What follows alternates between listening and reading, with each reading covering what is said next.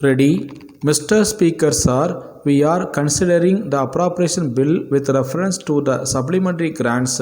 I was hoping that at least one honorable member would refer at least to one item in the supplementary grants and make some concrete suggestions, but I was disappointed. I would request honorable members to bear in mind that we have to follow the rules of debate at least to some extent. It is not as if the minister can answer any point at any time.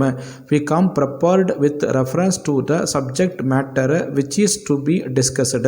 So honorable members should not feel sorry if I am unable to reply to some points raised here. I am grateful to the deputy leader of the opposition for his constructive speech.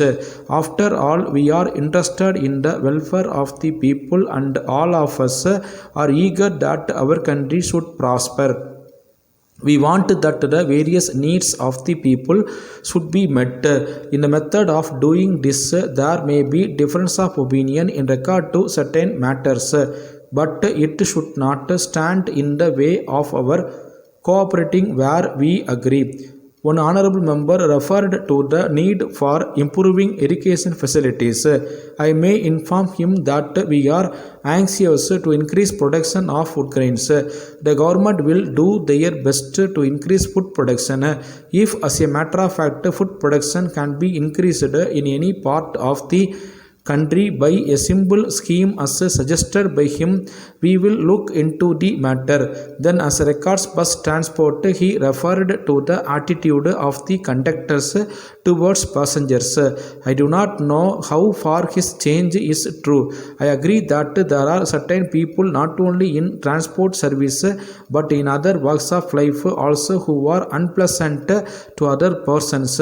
But I may tell the honorable member that if there are bad people in transport service, they should be looked.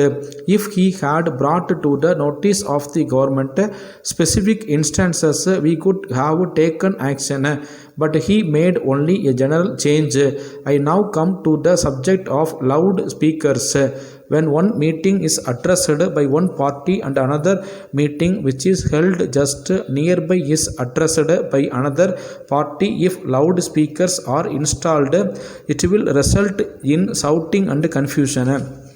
It is our intention in permitting the use of loudspeakers that they should cause the least inconvenience to others. It is only with this object in view that the use of loudspeakers is regulated. The government will not stand in the way if meetings are held in a peaceful manner. Subject to this condition, we give full freedom to speech and to write anything in newspapers. We do not object to these things, but some restrictions are necessary to maintain law and order and to see that there is no breach of peace. It is only from that point of view that certain restrictions are imposed and they are in the interest of the community as a whole.